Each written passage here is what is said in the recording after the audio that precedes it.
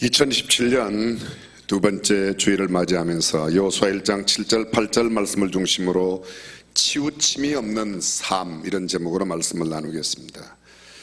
우리는 하나님을 어떻게 섬겨야 합니까? 라고 묻는 물음에 랍비가 들려준 이야기입니다.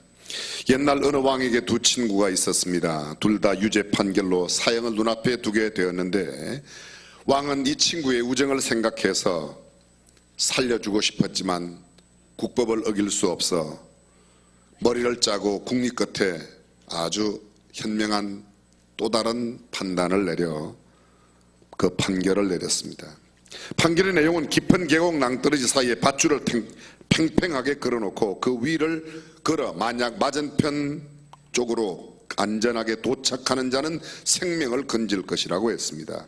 왕의 명령에 따라서 먼저 한 친구가 그 줄을 타고 무사히 건넜습니다. 그러자 남겨진 친구가 건너간 친구에게 묻습니다. 친구여, 어떻게 자네는 무사히 건널 수 있었는가? 먼저 건너간 친구가 외쳤습니다. 모르겠네. 단지 한쪽으로 기울어질 때마다 반대쪽으로 몸을 기울였더니 안전하게 건널 수 있다고 말했습니다. 그렇습니다. 신앙생활은 치우침이 없는 삶이라고 해도 결코 지나치지 않을 것입니다. 논어에 나오는 말 가운데 과유불급이란 말이 있습니다. 지날 과자, 같을 유자, 안 입을 자, 미칠 급자. 지나치는 것은 미치지 못함과 같다, 그런 뜻입니다. 어느 날 자공이 서성인 공자에게 물었습니다. 자장과 자하 중 누가 더 현명합니까? 자장이라고 하는 사람은 제후를 섬겨 자기 이름을 세상에 널리 알리고 싶어하는 사람이었고, 자하라는 사람은 지식을 얻어 자기 수양에 힘쓰고 싶은 두 사람이었는데 둘 중에 누가 현명하냐고 자공이 공자에게 물었습니다. 공자님 말씀하십니다. 자장은 지나친 면이 있고 자하는 부족한 점이 많은 것 같다고 이야기했습니다. 그러자 자공이 공자에게 말합니다. 그렇다면 자장이 낫겠군요. 공자님 대답하십니다. 그렇지 않다.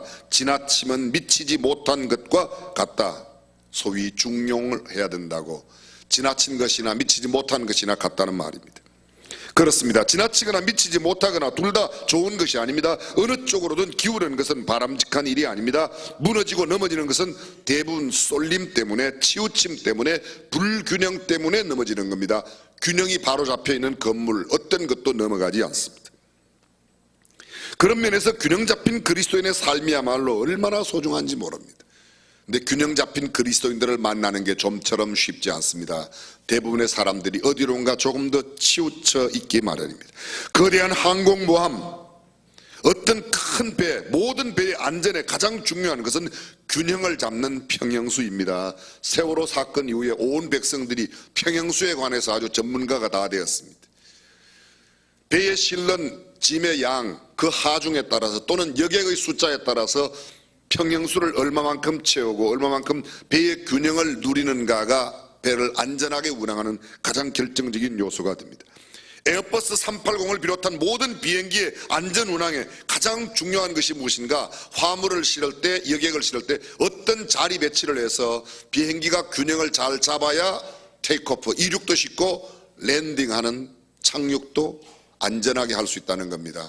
마에 11분, 착륙하고 4분, 랜딩할 때에 7분.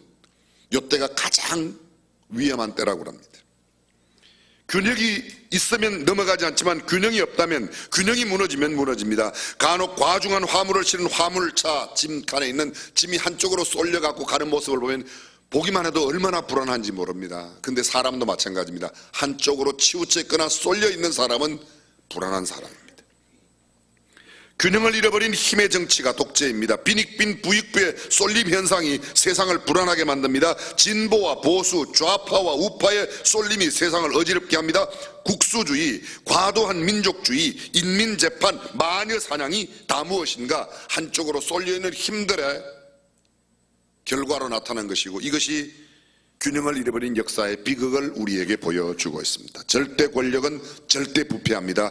절대 다수당이란 있을 수 없습니다. 만약 있다면 이내 세상을 어지럽게 만듭니다.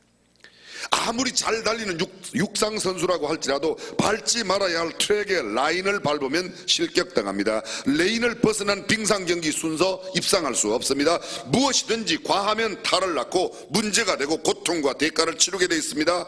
과자 들어가는 게 별로 안 좋습니다. 과욕, 과로, 과소비, 과민, 과식, 과중, 과음, 과소. 계속해야 되겠습니까? 지나친 게 좋은 게 없다는 겁니다. 모자라는 것도 좋지 않지만 지나친 것도 좋지 않다. 쏠림이 없어야 된다는 것이죠. 자, 이런 마음을 갖고 오늘 성경 본문을 한번 보겠습니다. 여호수아 1장 7절입니다. 오직 너는 마음을 강하게 하고 극히 담대히 하여 나의 종 모세가 네게 명한 율법을 다 지켜 행하고 좌로나 우로나 치우치지 말라. 그리하면 어디로 가든지 형통하리니. 어디로 가든지 형통한 비결 무엇입니까? 좌로나 우로나 치우치지 말고 내가 모세를 통해서 너에게 준 그 율법의 말씀을 다 지켜 행하라. 8절입니다. 이 율법책을 내 입에서 떠나지 말게 하며 주야로 그것을 묵상하여 그 가운데 기록한 대로 다 지켜 행하라. 그리하면 내 길이 평탄하게 될 것이라. 내가 형통하리라. 평탄의 비결이 뭡니까? 형통의 비결이 무엇입니까? 모세를 통하여 주신 그 말씀, 마음을 강하게 하고 담대하여 좌로나 우로나 치우치지 않고 그 말씀을 지켜 행하는 겁니다. 오늘 본문 다음 바로 뒤에 나오는 9절 말씀, 내가 네게 명한 것이 아니냐. 마음을 강하게 하고 담대히 하라. 두려워 말며 놀라지 말라. 네가 어디로 가든지 네 하나님 여호와가 너와 함께 하느니라 하시니라. 인류 역사상 최고의 부자 석유재벌 존 데이비슨 록펠러가 이런 말을 했습니다. 훌륭하고 바르게 사는 길은 좌로나 우로나 치우치지 않는 삶을 사는 것이다. 예수님의 동생인 야고보는 우리에게 이렇게 말합니다. 오직 위로부터 난 지혜는 첫째 성결하고 다음에는 화평하고 관용하고 양순하며 긍휼과 선한 열매가 가득하고 그 다음입니다. 편벽과 거짓이 없나니. 편벽이 없다는 말이 뭐죠? 편견됨이 없다, 쏠림이 없다는 겁니다. 치우침이 없다는 겁니다.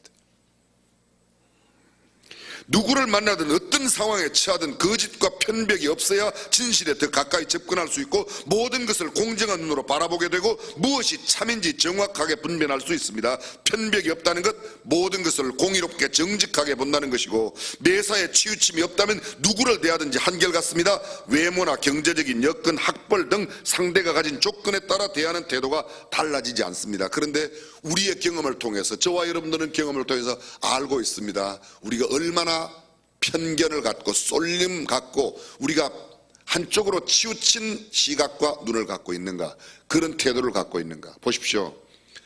허스름한 옷을 입은 사람하고 아주 깔끔하게 차려 입은 사람하고 대할 때 우리 태도가 같아요, 달라요? 무슨 이야기인지 못 알아들으셨어요? 같아요, 달라요? 달라요. 여러분들이 양복 정장을 쫙 하고 주민센터, 동네 주민센터에 가보십시오. 주민센터에 근무하는 사람 대하는 태도가 달라요. 잠바떼기 입고 가면 대하는 태도가 또 다릅니다. 완전히 다릅니다. 그게 사람이에요.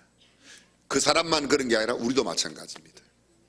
그 사람 하버드 나왔대, 그 사람 박사 받았대, 그럼 금방 달라져요. 그 사람 시골에서 농사하던 아줌마래 몸빼바지 입고 왔을 때하고 양복 입고 왔을 때하고 대하는 태도가 다릅니다. 아무리 하나님의 말씀을 배워도 바르게 적용하기가 쉽지 않습니다. 편견 없이, 치우침 없이, 쏠림 없이 사람을 대하고 삶을 살아간다는 것 쉬운 일이 아닙니다. 예를 들어 보겠습니다. 하나님 말씀에 원수도 사랑하라 하지만 자신에게 피해를 주거나 나에게 욕하는 사람한테 내가 별로 좋은 말 안 나갑니다. 근데 나한테 친절하고 나한테 사랑을 베푸고 나한테 선물 주고 늘 잘하는 사람한테는 공손한 말이 나가는 겁니다. 근데 남한번 인상 찌그러고 있는 사람에게 그렇게 좋은 말이 안 나갑니다. 그래요, 안 그래요? 여러분들은 성숙하셔서 그냥 나한테 막 욕하고 찌그러도 사랑합니다, 에이요. 아니, 그럴 수가 없어요. 그게 우리예요. 그게 사람이요. 그게 우리의 한계입니다. 성령님의 도우심이 아니면 좌우로 치우치고 상대의 언행에 자신의 생각에 맞지 않을 때 쉽게 상대를 비판하고 비웃고 정죄합니다. 똑같은 사람이라도 내 대상이 똑같은 사람이라도 나의 태도에 따라서 보는 눈이 전혀 다릅니다. 내가 볼록 렌즈를 딱 끼고 보면 뚱뚱하게 보입니다. 오목 렌즈를 끼고 보면 날씬하게 보입니다. 똑같은 사람인데 나한테는 매우 친절한데 어떤 사람에게는 매우 불쾌한 사람이 있습니다. 그렇죠? 저는 그게 하나님의 조화라고 생각해요. 어떤 사람이 모든 사람이 보기에 다 불쾌하면 그 사람 어떻게 살겠습니까? 나는 불쾌하게 생각하는 사람을 어떤 사람은 그 사람 없으면 못 산다고 막 죽고 못 사는 것처럼 그렇게 사랑하고, 그러니까 그 사람은 사는 의미가 있는 거죠. 나 같은 사람만 있으면 그 사람 살겠습니까? 저도 마찬가지예요. 저를 좋아하는 사람만 있으면 얼마나 좋겠습니까마는 저를 싫어하는 사람도 있을 수가 있어요. 근데 좋아하는 사람하고의 관계가 좋으니까 또 살아가는 겁니다. 예수님 당시의 바리새인들과 서기관들 하나님의 말씀을 가르치는 위치에 있었습니다. 이들은 자신이 옳다는 편벽된 시각으로 율법을 해석하고 이에 맞지 않는 사람 죄인이라고 단정했습니다. 예수님께서 안식일에 병든 자를 고치는 모습을 보고 왜 안식일에 일을 하냐고, 예수님의 제자들이 안식일에 밀밭 사이로 가다가 밀 이삭을 꺾어서 손으로 비벼서 먹었습니다. 바리새인들은 뭐라고 말합니까? 왜 안식일날 농사를 짓냐? 밀 이삭을 꺾었으니까 그게 농사라는 거예요. 비볐으니까 방아를 찧었다는 겁니다. 일하면 안 되는데 왜 일했냐? 주님은 말씀하세요. 안식일을 위하여 너희가 있는 것이 아니고 안식일이 우리를 위하여, 주님을 위하여 있다고 말씀하고 있는 겁니다. 신명기 28장 1절, 그리심산과 에발산의 축복과 저주를 대조시켜 놓은 신명기 28장 1절부터 말씀을 잠깐 들어보십시오. 내가 내 하나님 여호와의 말씀을 삼가 듣고 내가 오늘날 내게 명하는 그 모든 명령을 지켜행하면, 그 모든 명령을 지켜행하면 내 하나님 여호와께서 너를 세계 모든 민족 위에 뛰어나게 하실 것이라. 내가 내 하나님 여호와의 말씀을 순종하면 이 모든 복이 내게 임하면 내게 미치리니 성읍에서도 복을 받고 들에서도 복을 받을 것이며 내 몸의 소생과 내 토지의 소산과 네 짐승의 새끼와 우양의 새끼가 복을 받을 것이며 내 광주리와 떡반죽 그릇이 복을 받을 것이며 내가 들어와도 복을 받고 나가도 복을 받을 것이니라. 내 대적들이 일어나 너를 치리하면 여호와께서 그들을 내 앞에서 패하게 하시리니 그들이 한 길로 너를 치러 들어왔으나 내 앞에서 7길로 도망하리라. 여호와께서 명하사 내 창고와 내 손으로 하는 모든 일에 복을 내리시고 내 하나님 여호와께서 내게 주시는 땅에서 내게 복을 주실 것이며 내가 내 하나님 여호와의 명령을 지켜 그 길로 행하면 여호와께서 내게 맹세하신 대로 너를 세워 자기의 성민이 되게 하시리니 너를 여호와의 이름으로 일컬음을 세계 만민이 보고 너를 두려워하리라. 여호와께서 내게 주리라고 내 열조에게 맹세하신 땅에서 내게 복을 주사 내 몸의 소생과 육축의 새끼와 토지의 소산으로 많게 하시며 여호와께서 너를 위하여 하늘의 아름다운 보고를 일사 내 땅에 때를 따라 비를 내리시고 내 손으로 하는 모든 일에 복을 주시리니 내가 많은 민족에게 구워줄지라도 너는 꾸지 아니할 것이요 여호와께서 너를 머리가 되고 꼬리가 되지 않게 하시며 위에만 있고 아래에 있지 않게 하시리니 오직 너는 내가 오늘날 네게 명하는 내 하나님 여호와의 명령을 듣고 지켜 행하며 내가 오늘 너희에게 명하는 그 말씀을 떠나 좌로나 우로나 치우치지 아니하고 다른 신을 따라 섬기지 아니하면 이와 같으리라. 아멘. 오늘 성경에서 가르치고 있는 좌로나 우로나 치우치지 말라는 말씀, 단순한 중용의 의미 이상이 있습니다. 지금까지 중용에 관한 이야기를 말씀을 드렸습니다. 좌로나 우로나 치지 말고 중용, 가운데로 살아라. 너무 튀지 말아라. 너무 그렇게 뒤떨어지지 말아라. 그런 말씀으로. 그런데 오늘 성경 본문 그 말씀은 단순한 그런 중용 이상의 의미가 있다는 겁니다. 극단에 치우치지 않고 평범하게 지낸다, 그런 의미 이상의 의미가 있습니다. 문자적으로 보면 좌로나 우로나 치우치지 말라는 중용의 길을 걸어라, 그렇게 해석할 수 있겠지만 오늘 본문의 의미는 단순한 중용의 길을 넘어서는 또 다른 의미가 있다, 그런 말씀입니다. 다시 1장 7절 보십시오. 하나님의 말씀을 기준으로 좌로나 우로나 치우치지 말라고 말씀하세요. 모세를 통하여 너희에게 준 그 말씀, 그 율법, 그 율법책을 내 입에서 떠나지 말게 하며 그 율법을 다 지켜 행하라. 그리하면 내가 형통하리라. 어디로 가든지 내가 여호와의 복을 누리게 된다고 말하고 있습니다. 우리가 소위 말하는 중용은 사람들의 시각에 따라서 적절하게, 좋은 의미로 적절하게 살라는 겁니다. 그런데 성경은 적절하게 살라고 말하지 않습니다. 하나님의 말씀이 기준이 되어 그 말씀 가운데서 좌로나 우로나 치우치지 말라는 것입니다. 좌로나 우로나 치우치지 말라는 말씀이 세상에서 극단적인 삶을 살지 말라는 말씀, 그 정도가 아니라 하나님의 뜻 안에서 하나님의 말씀을 붙들고 하나님의 언약 안에 살라고 하는 그런 말씀이라, 그런 말입니다. 성경에서 말씀하는 의미, 좌로나 우로나 치우치지 말라는 말씀은 하나님의 말씀, 하나님의 법, 또 하나님의 율례, 하나님의 명령, 그것과 연관되어 있습니다. 하나님의 언약과 연관되어 있는 말씀입니다. 다시 들어보십시오. 신명기 5장 32절입니다. 그런즉 너희 하나님 여호와께서 너희에게 명령하신 대로 너희는 삼가 행하여 좌로나 우로나 치우치지 말고, 하나님의 말씀 가운데 행하여 좌로나 우로나 치우치지, 사람 보기에 좌편 우편 그게 아닙니다. 지금 현재 우리 한국은요, 좌편 우편 진보 보수가 굉장히 갈등을 갖고 있습니다. 조금 역사를 거슬러 올라가 보겠습니다. 일제시대가 끝나고 우리가 해방되었을 때 미 군정이 함께 한국에 들어와서 남한에 영향을 끼치고 있을 때입니다. 남한 주민들에게 물어보았습니다.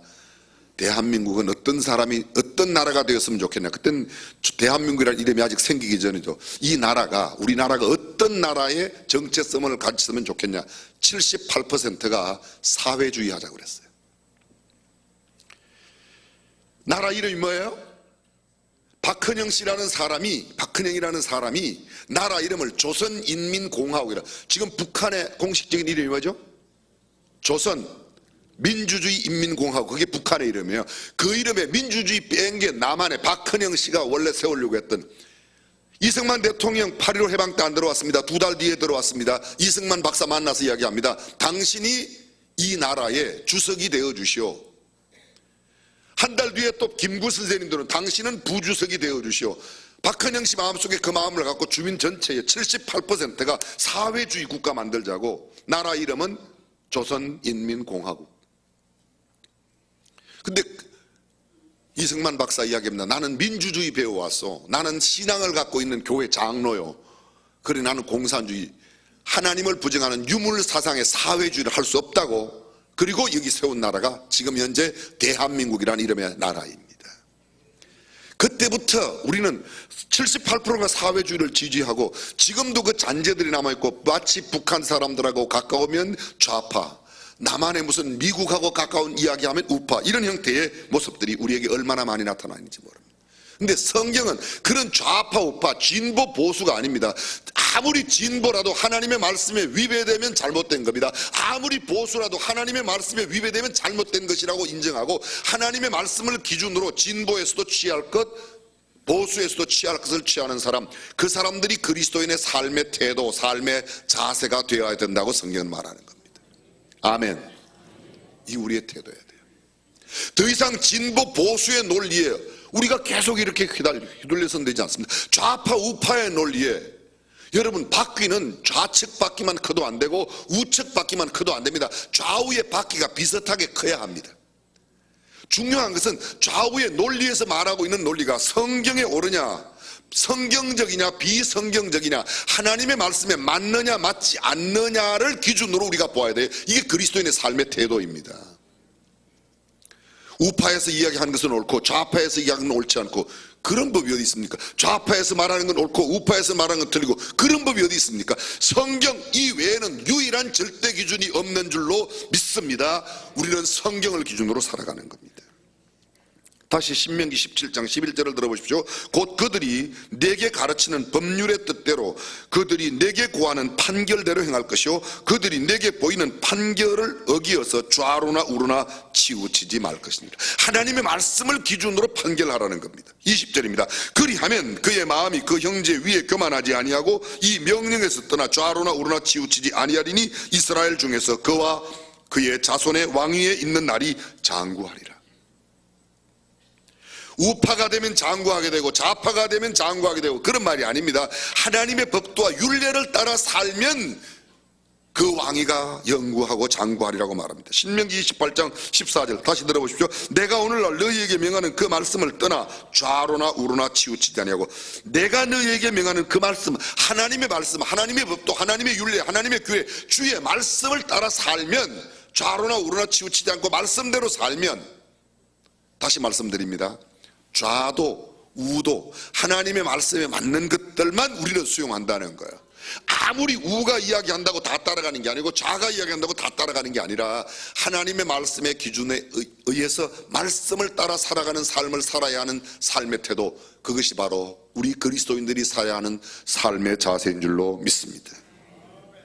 여호수아 23장 6절입니다. 그러므로 너희는 크게 힘써 모세의 율법책에 기록된 것을 다 지켜 행하라. 그것을 떠나 좌로나 우로나 치우치지 말라. 하나님의 말씀을 지켜 행하라. 그리고 거기서 떠나지 말라고 이야기합니다.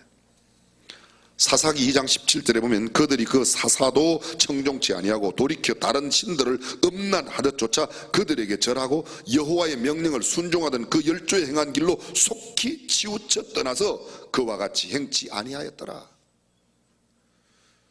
하나님의 징벌을 받은 사람들의 특징이 뭔가? 하나님의 말씀을 떠나 치우쳐 우상을 따라갔다, 그렇게 말하고 있습니다. 열왕기하 22장 2절입니다.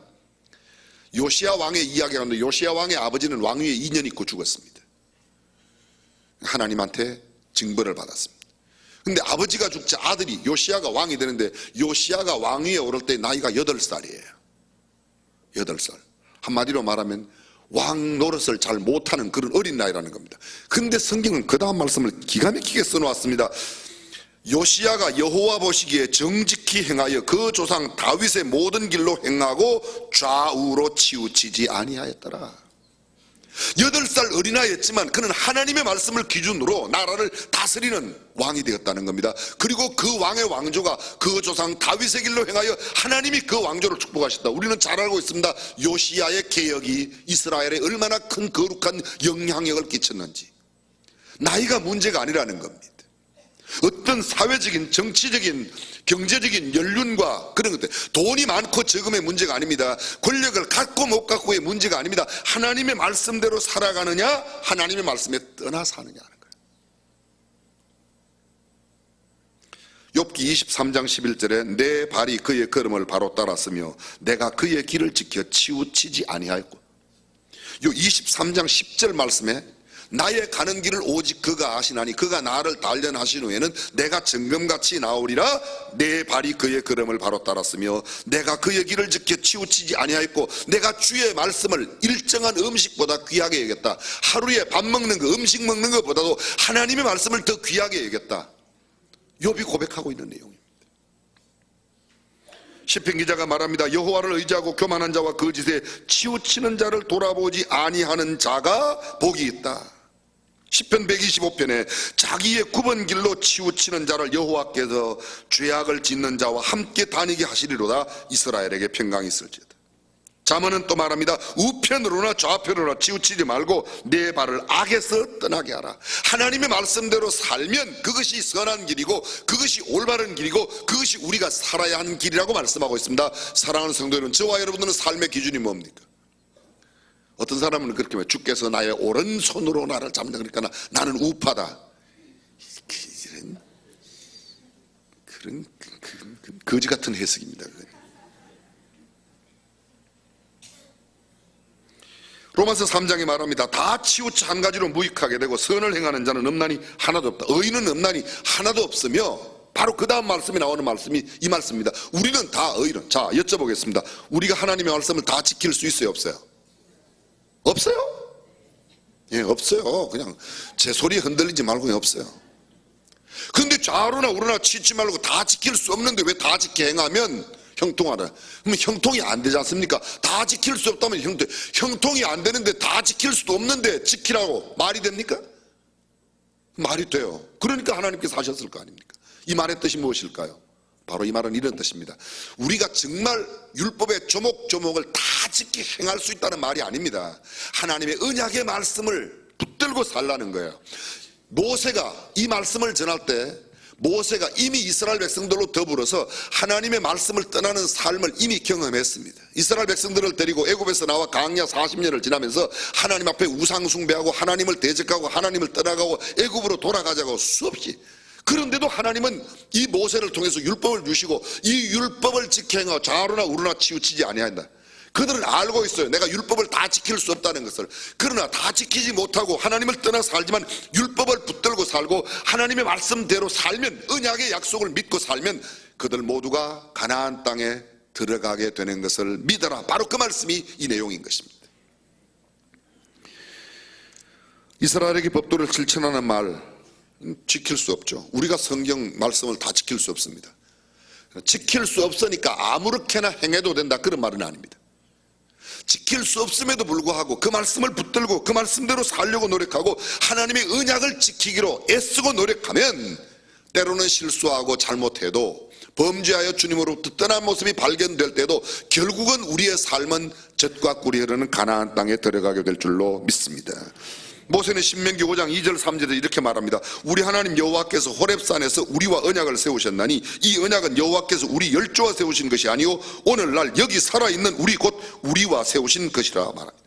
모세가 알게 된 하나님의 사랑, 이스라엘의 실패에도 불구하고 하나님의 언약은 파괴되지 않았다는 겁니다.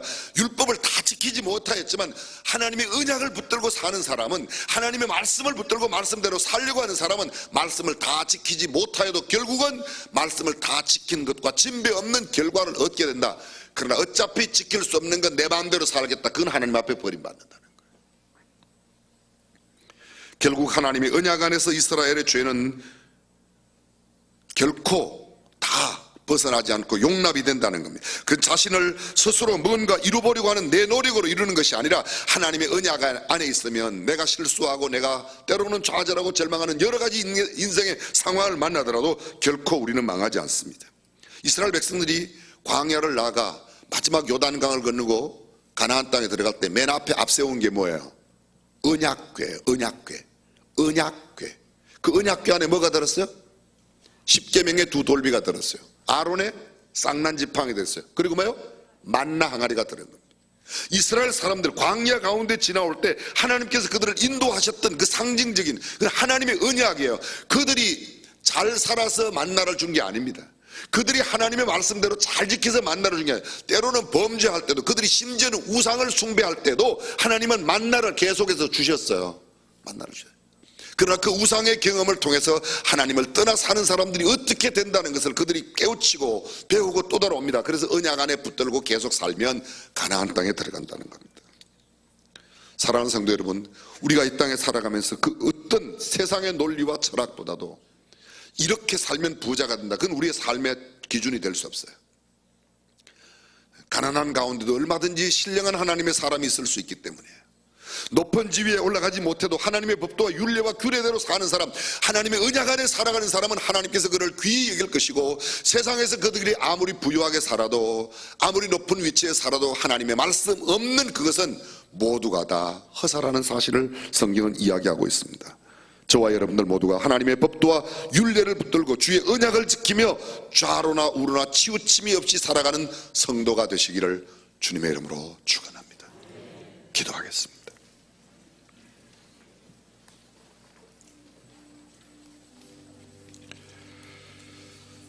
근래의 매스컴을 보기가 참 무섭습니다. 뉴스를 보아도 어디까지가 내가 받아들여야 할 뉴스인지 참 헷갈리기가 한두 번이 아닙니다. 사랑하는 성도 여러분, 이러한 때에 우리는 무엇을 기준으로 살아야 할까요? 성경은 말합니다. 하나님의 말씀을 중심으로 그 이외에 좌로나 우로나 치우치지 말라고. 내 마음에 들고 안 들고의 문제가 아닙니다. 내가 배운 경험이나 지식과 논리의 문제가 아닙니다. 힘들고 어려도 하나님의 말씀 붙들고 지키기 어렵지만 그것이 때로는 나에게 희생을 요구하고 많은 시간과 물질을 요구하는 일이라 할지라도 주님의 말씀을 붙들고 살아가는 사람들에게 어디로 가든지 무엇을 하든지 형통하게 되고 평탄케 하실 거라고 말씀하셨습니다. 세상의 기준으로 부하고 넉넉한 것이 다가 아니고, 세상의 기준으로 사람들이 알아주는 게 다가 아니라 결국은 하나님께서 우리를 어떻게 보시느냐에 우리의 관심과 마음을 두어야 할 것입니다. 살아계신 우리 하나님 아버지, 우리의 경험과 우리의 논리, 우리가 배운 지식으로만 살지 아니하고 철저히 하나님의 말씀을 중심으로 살아가는 주의 백성들이 다 되게 하여 주옵소서. 우리 주님 예수님의 이름으로 기도합니다. 아멘.